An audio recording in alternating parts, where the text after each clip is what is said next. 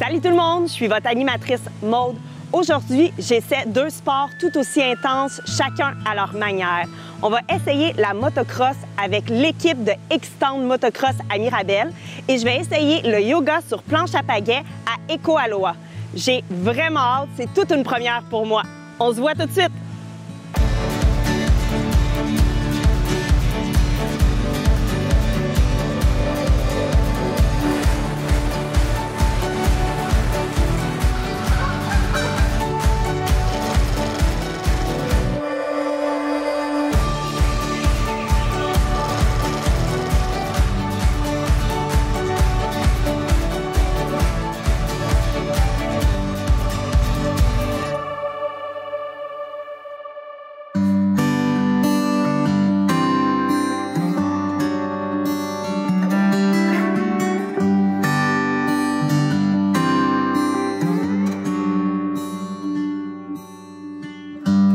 Je suis né dans le motocross, dans le sens où mon père a été producteur, puis les auditeurs des années 80 vont comprendre exactement du super motocross au stade olympique. C'est un événement qui est parti fin des années 70, en 77, qui a roulé jusqu'à la fin des années 2010 environ.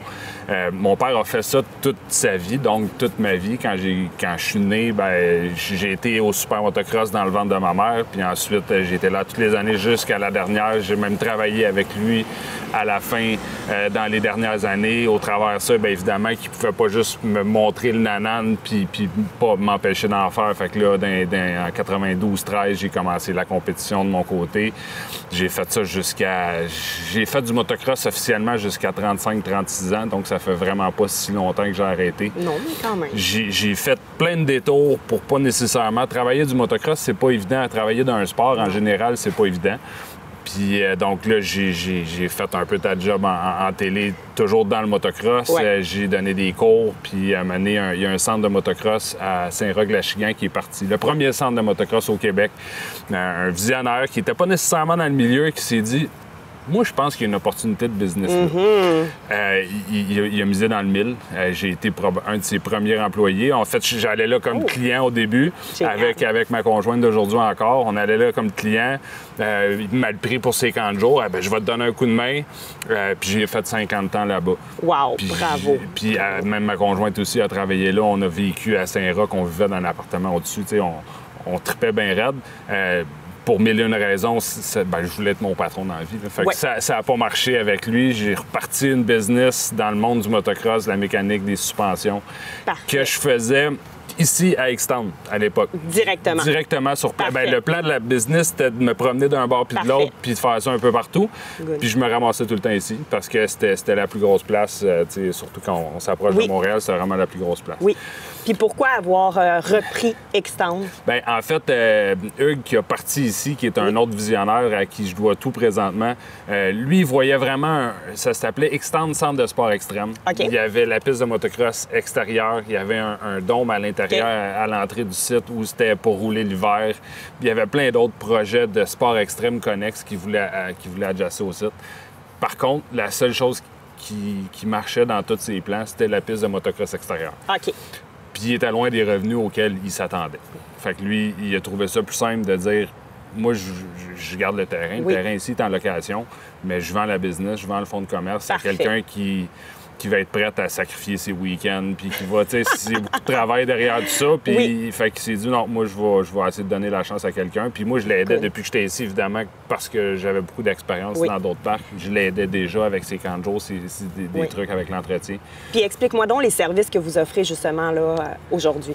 Aujourd'hui, depuis le temps, ça a beaucoup changé. On se concentre sur ce qui fonctionne le plus, puis ce qui est le plus simple. On avait des camps de jour à l'époque, puis de nos jours, depuis COVID, c'est très difficile de trouver les instructeurs, trouver le monde et tout. Présentement, on mise beaucoup sur, évidemment, les pistes. C'est comme un peu un centre de ski. Les 5 pistes. Oui, c'est vraiment comme un centre de ski. Les gens viennent ici avec leur moto. Ils nous payent un frais pour la journée entre 25 et 50 selon la moto, selon si c'est un gars ou une fille. Utilisent nos circuits, puis ils s'en retournent chez eux après le soir. Les circuits, on s'en occupe comme si c'était nos blondes. À tous les jours, c'est refait. On arrose ça, puis on fait ça beau. Puis après ça, on adore créer des nouveaux clients. Bien, un, on n'a pas le choix dans un sens. Puis deux, c'est vraiment trippant. Je l'ai fait, moi, pendant des années. Là, c'est plus moi parce que j'ai plus le temps, mais j'ai des instructeurs qui font ça. Vraiment, comme on veut te faire essayer, on prend des gens qui n'ont jamais fait de moto, on les habille, on leur prête une moto, on les initie. Ça, c'est physiquement un cours d'initiation. Fait que là, ça, c'est vraiment nos deux secteurs. C'est vraiment pour les gens qui en font, puis pour ceux qui veulent essayer aussi, on leur donne la possibilité. Génial. Puis au travers de ça, on a notre petite boutique, on fait des petits services mécaniques, on vend des pneus, on vend de l'huile, mais en général, c'est plus pour dépanner nos clients. On veut pas rentrer en compétition avec tous les dealers locaux qui, eux, font ça dans la vie. T'sais. Fait que nous autres, c'est vraiment dépanner. Fait que c'est nos pistes, au cours d'initiation. On a un beau partenariat avec Honda. On a plein de belles motos neuves fournies à chaque année. Fait que ça permet aux gens qui le font de faire une belle initiation avec des motos qui ont de l'allure. Puis nous, c'est bien plus facile à gérer aussi comme ça. Explique-moi donc la synergie que tu as avec ton équipe, les membres. Comment ça se passe avec les instructeurs ici? Qui a quelle tâche, quel rôle? Bien, avec le temps, on a réussi à vraiment... C'est pas sélectionné, mais divisé dans le sens où j'ai vraiment un responsable de la piste, j'ai un responsable de la sécurité, puis j'ai un responsable pour mes cours d'initiation. Puis évidemment, tout le monde est chum, puis je m'entends super bien avec ces gens-là, mais ça me permet de peaufiner un peu plus chacun de ces secteurs-là. Parfait. Donc, le cours d'initiation que tu vas suivre, c'est avec Jean-Baptiste. Jean-Baptiste, c'est un tripper de bike, évidemment, qui fait du motocross, qui en a fait beaucoup. Les choses sont différentes en Europe, en France. Pour pouvoir donner des cours, ça prend une formation, puis ça prend une accréditation. Puis lui, il a déjà tout ça d'Europe. Puis quand il est arrivé ici, il s'est dit, moi, je veux continuer ça, mais j'aimerais ça en faire un métier. Parce qu'en Europe, c'est pas nécessairement un métier. Donc, il est venu cogner à la porte en nous disant carrément ça. Moi, je veux donner des cours ici, puis je veux en vivre, puis je veux travailler ici. Parce qu'il avait vu il s'était informé sur tous les parcs du Québec. Il y a d'autres gros parcs. Là. Je ne suis pas le seul. Il y a un gros parc à Deschambault. Il y en a un. Mais vous êtes quand même numéro 1 au Québec. On est numéro 1, surtout par rapport à l'achalandage. Puis, je peux me bêter bretelles qu'on est le plus gros, là, mais on est le seul qui est à côté de Montréal aussi. C'est sûr que j'ai un bassin de population immense autour de moi. Puis, à d'autres pistes, mettons, à Deschambault, qui est un super beau parc, mais lui, le propriétaire, travaille avec ces deux jeunes gars qui ont 18, 19, 20, 21. Fait qu'il ne voyait pas une place, parce que c'est sûr que c'est ces gars qui sont instructeurs en chef. Fait qu'il a vraiment cogné ici en disant, moi, c'est ici même que je veux enseigner. Il est déménagé dans le coin ici avec sa famille en disant, moi, je veux donner des cours ici.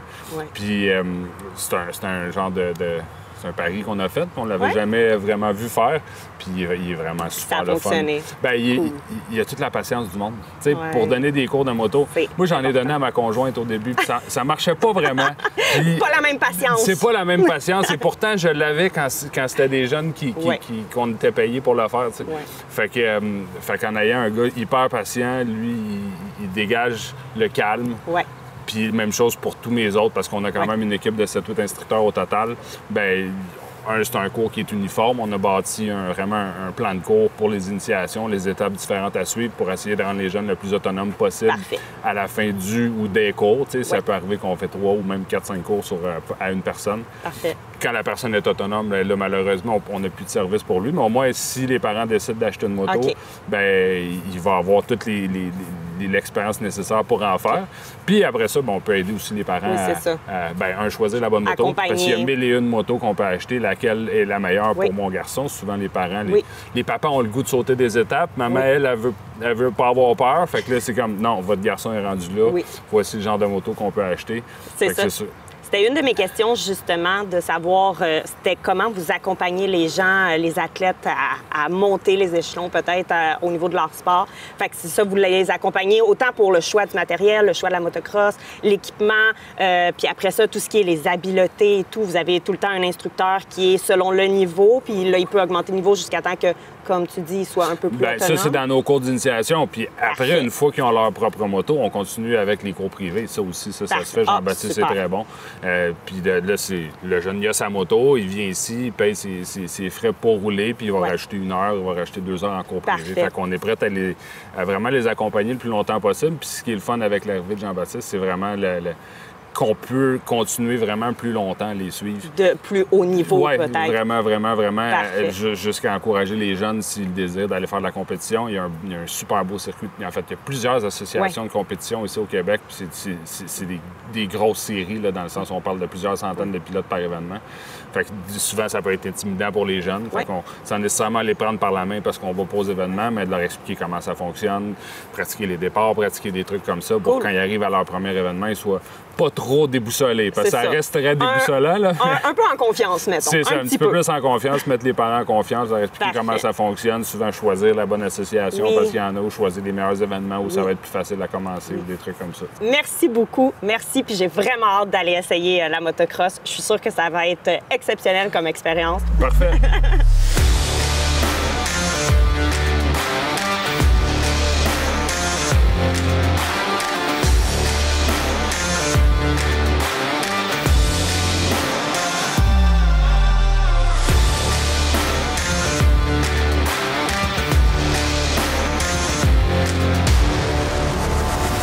Aujourd'hui, j'ai quelle sorte de moto, Jean-Baptiste?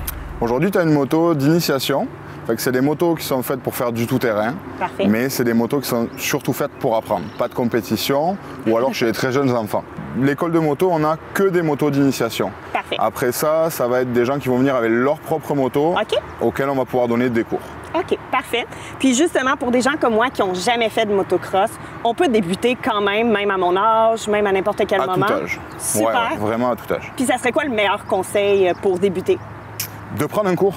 Oui. De ne pas essayer ça dans sa cour tout seul, parce qu'il arrive souvent que les gens restent soit accélérés à fond trop longtemps jusqu'à que quelque chose les arrête, soit freinent trop fort et tombent. Fait que prendre un cours, au moins un cours de 2 heures, c'est vraiment l'idéal pour débuter. Parfait. Puis c'est quoi la différence avec le motocross et la moto de route? Est-ce qu'il y en a Ça a 2 roues, c'est pareil, mais il y a plein de... au niveau de la position, au niveau de la géométrie de la moto, les roues, les pneus, les freins. Elles sont vraiment... Ça se ressemble beaucoup vu de l'extérieur, mais c'est vraiment pas les mêmes motos. Parfait. Puis une expérience que tu te souviens avec un athlète là, que vraiment tu es fier en tant qu'instructeur? Je te dirais que moi j'ai fait beaucoup d'initiation, pas beaucoup de haut niveau, mais j'ai certains enfants, je me rappelle au début, qui étaient vraiment paniqués, puis qui étaient très stressés. Puis au bout d'1 heure, 1 heure et demie de cours, vraiment on voit qu'ils sont comme transformés, ils ont pleine confiance en eux. Puis ça fait, c'est vraiment gratifiant en tant qu'instructeur. Puis qu'est-ce que tu dirais à quelqu'un qui veut débuter la motocross, mais qui n'a jamais fait de sport de sa vie? Est-ce que c'est possible quand même si on n'est pas athlétique? Oui, vraiment, c'est pas un problème. C'est surtout pour un enfant, parce que même s'il ne fait pas de sport dans sa vie de tous les jours, ça reste qu'il est en pleine croissance puis qu'il a de la force, même s'il l'ignore. Fait qu'on est quand même, en se mettant, en ayant les bonnes positions, si on écoute l'instructeur, normalement, tout se passe bien. Si on écoute l'instructeur. Puis, est-ce qu'on peut commencer à n'importe quel âge? Puis... À partir de 7 ans. OK, parfait. Puis jusqu'à quel âge qu'on peut faire de la motocross? Jusqu'à... Tant que vous êtes en forme. Tant que la personne le sent, elle peut rouler.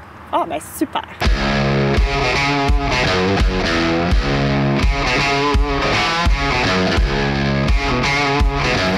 Ouais, c'est bon. Ouais, là, j'ai calé.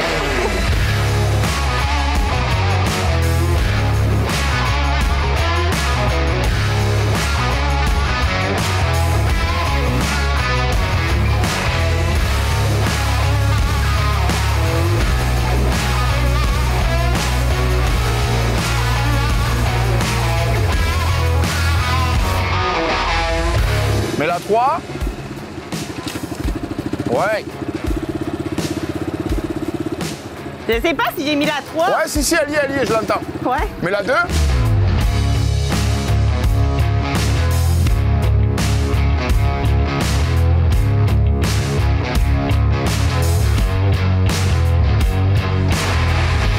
Déjà, c'est très bien parce que tu tournes pas la tête pour regarder où est le sélecteur, tu le cherches avec ton pied. Je l'ai cherché une fois, mais... Mais il faut vraiment essayer de tâtonner avec le pied. C'est le mieux parce que dès qu'on regarde ailleurs que devant soi, on a tendance à tourner. Parfait. Fait que là, on repart en première. Oui. Deuxième. Oui. Puis on va venir s'arrêter ici entre les cônes. Fait que ta roue, tu vois où elle est à peu près? Parfait, oui. Le plus précis possible, juste avec ton frein avant, en prenant la clutch à la fin sans caler. OK. OK? Oui. Allez. Toujours la tête au-dessus du guidon pour être en sécurité. Et on lâche doucement. Et c'est parti. Je peux lâcher la clutch.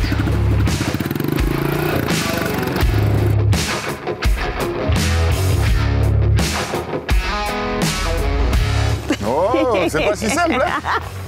Oh, calé. C'est pas grave. Qu'est-ce que tu fais si ça va trop vite? Je freine. Non, tu coupes les gaz. Oh, tu okay, ramènes l'accélérateur et parfait. après tu freines. Oui, parfait. OK.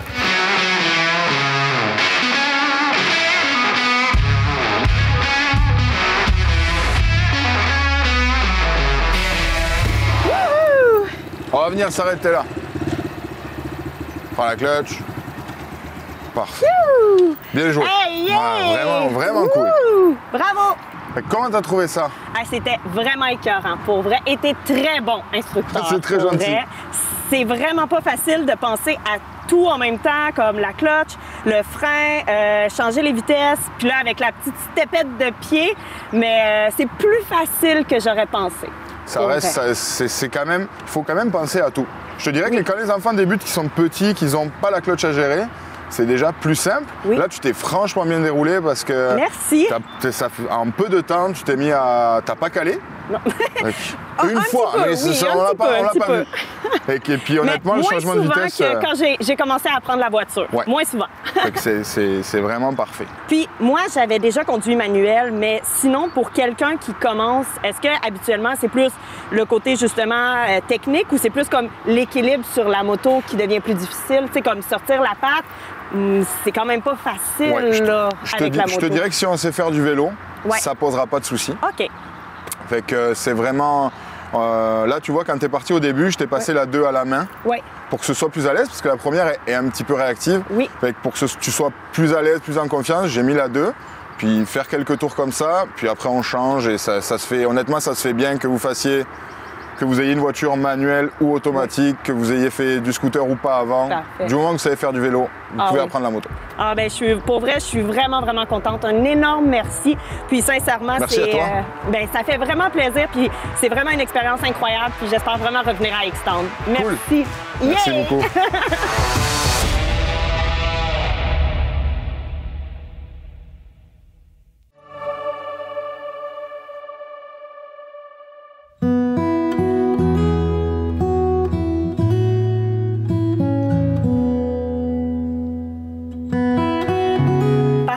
Merci de nous recevoir chez toi. C'est vraiment magnifique comme espace. Justement, ça fait quelques années que tu travailles pour offrir une superbe expérience à tes clients avec un endroit comme ça. Explique-moi d'où la passion du yoga, du plein air a fait que tu as bâti un endroit comme celui-ci.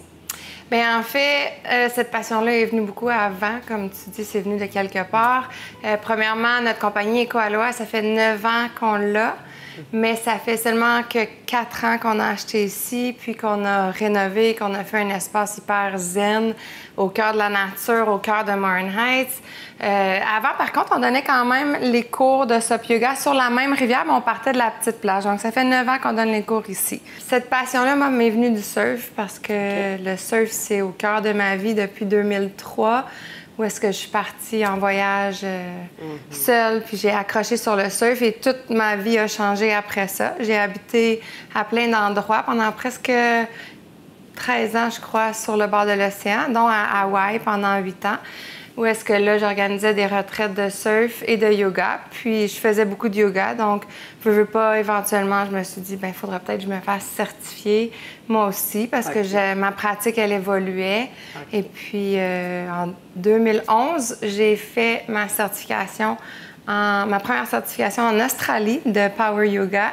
Puis tout de suite, j'ai commencé à faire du SUP Yoga.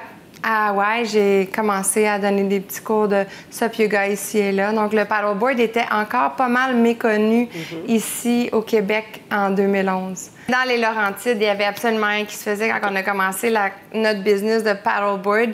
On disait aux gens qu'on commençait une business de paddleboard et les gens nous disaient « Une business de quoi? » Oh, wow! Puis là, il fallait leur montrer une photo, il fallait leur expliquer, faire le mimiquer un peu. Et là, le SUP Yoga, il venait aussi après. Et en réalité, le SUP Yoga, on a vraiment rentré à fond là-dedans.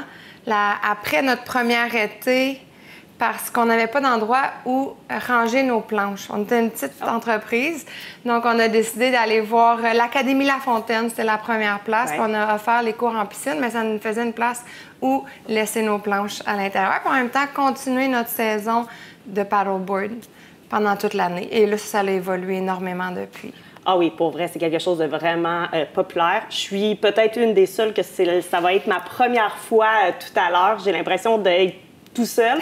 Tout le monde a déjà essayé ça et moi, ça va être ma première fois. J'ai vraiment hâte.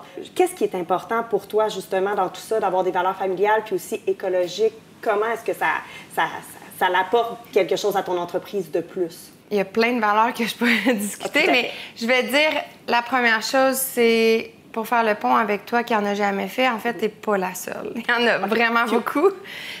J'aime que les gens se sentent à l'aise. J'aime que les gens viennent et qu'ils se sentent rassurés, qu'ils sachent que réellement, il y a une place pour eux sur l'eau, qu'il y a des modifications qui sont offertes et que de tomber à l'eau, ça fait partie du plaisir. Donc, c'est vraiment une idée de retomber en enfance. Et puis, plus on tombe à l'eau, bien, moi, j'ai comme idée qu'on apprend plus vite.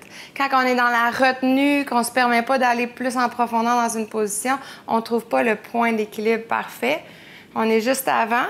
Mais quand on le traverse, même si on tombe à l'eau, après, il y a eu un instant qu'on l'a saisi, ce moment-là. Qu'on a connecté. Donc, c'est important pour moi que les gens sachent que c'est OK de tomber à l'eau, qu'ils se sentent bien, qu'ils sentent qu'ils sont supportés et surtout qu'on est là pour s'amuser. Et on a un esprit vraiment de famille, là, je dirais, comme tu l'as dit. Oui. Quand les gens ils viennent ici, ça fait partie de notre philosophie. Bien, bravo. Puis au niveau de la nature, l'éco-responsabilité, la sécurité, comment vous faites pour entretenir ça durant les cours? Bien, il y a plusieurs aspects, là. Oui, disons qu'une des choses qu'on fait très attention, c'est de laver nos planches constamment. Si on va d'un emplacement à l'autre, nos ancres aussi, pour pas qu'il y ait de myriéphile à épi, qui est l'algue la plus envahissante en ce moment, qu'on combat un peu partout au Québec. Donc, c'est quelque chose qu'on prend énormément au sérieux parce que c'est grâce à nos plans d'eau au Québec qu'on peut faire ce qu'on fait. Et si on veut continuer à le faire, bien, il faut faire très attention. On prend des planches qui sont durables aussi. On a différentes compagnies. Donc, c'est des planches qu'on utilise pendant plusieurs années, qu'on leur donne plus qu'une vie aussi, qu'on s'assure de renouveler. Là, ici, on est dans un espace où est-ce que les gens peuvent venir, mais vous vous déplacez aussi, je pense, un petit peu partout dans les Laurentides, Boisbriand, Blainville, même un service mobile que j'ai cru entendre. Oui. Premièrement, ici, c'est tous des cours à la carte, donc les gens peuvent venir juste faire un cours ou prendre une carte de cours comme ils veulent. Ensuite, différentes municipalités nous appellent à venir chez eux, puis aussi des groupes privés, des associations de lacs. On se déplace beaucoup avec notre service mobile chez les gens ou dans des municipalités. En ce moment, cet été, dans votre coin, on est à Boisbriand, tous les mardis à 18h30 pendant 6 semaines. Okay. Et aussi, à Blainville, on est dans la piscine de Blainville pour donner des cours de fitness sur planche toutes les saisons froides, donc dans le centre récréo-aquatique de Blainville. Puis si jamais les gens seraient intéressés à amener ça chez eux pour leur bachelorette, leur party de famille, leur party d'enfants, on peut faire les cours de SUP Yoga, SUP Fitness, initiation, on se déplace, c'était ça au départ notre business. On va se revoir sur l'eau. Je vais essayer de pas juste essayer la planche à pagaie, mais aussi le yoga sur planche à pagaie. Peux-tu me dire justement dans quoi je m'avance avec cette activité-là? OK. Bien, le yoga sur planche à pagaie, c'est comme du yoga sur la terre ferme, sauf que tu n'as pas le choix d'être vraiment centré, d'avoir des bases. Tu peux pas être pas centré comme sur ton tapis. Si tu n'es pas centré sur ton tapis, bien, tu vas pas tomber à côté de ton tapis. Donc, ça va être la base de chacune des positions qui vont être importantes. Puis quand je vais te guider dans les positions, je vais souvent parler de la ligne centrale, de la poignée qui est directement au centre de la planche. Parfait. Et puis, à partir de là, on va s'élever. Super. Fait on s'en va essayer ça?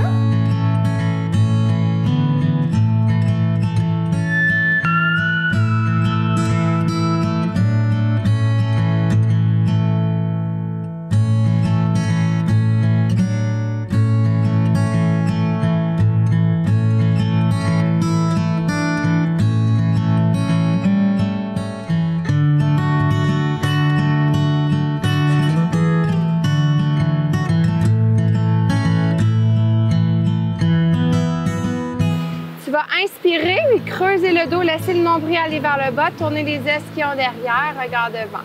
Expire, arrondis le dos, repousse la planche, gonfle le dos. Encore une fois, on inspire. Rotation interne, les orteils pointent vers le bas, on amène la main gauche devant.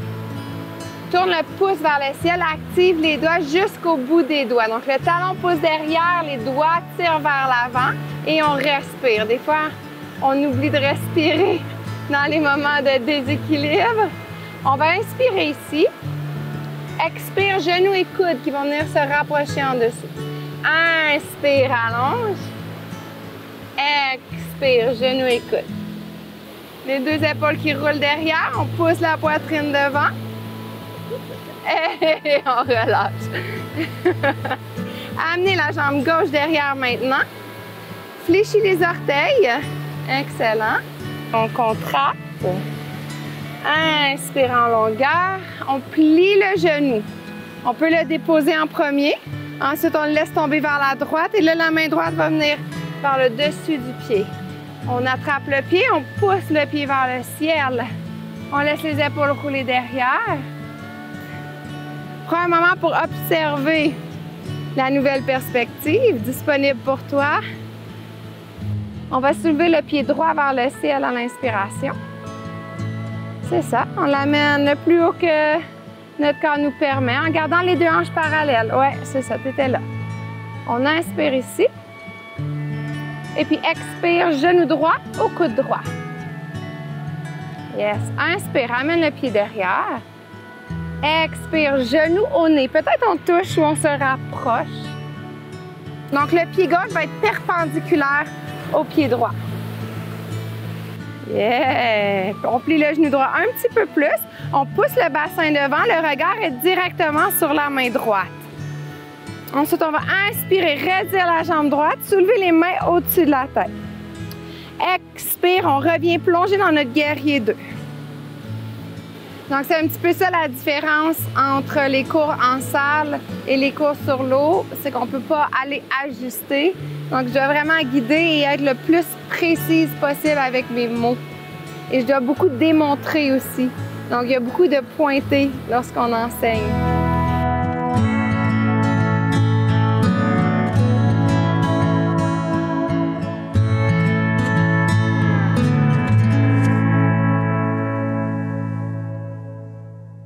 Aujourd'hui, je suis vraiment sortie de ma zone de confort. J'ai déjà fait du yoga, mais sur l'eau, c'est une autre histoire. Et que dire de la motocross? J'étais un peu craintive, mais c'était finalement plus facile que je le pensais. Toute une histoire, cette aventure. Et vous, est-ce que vous bougez l'été? Est-ce que vous vous inspirez à vous activer?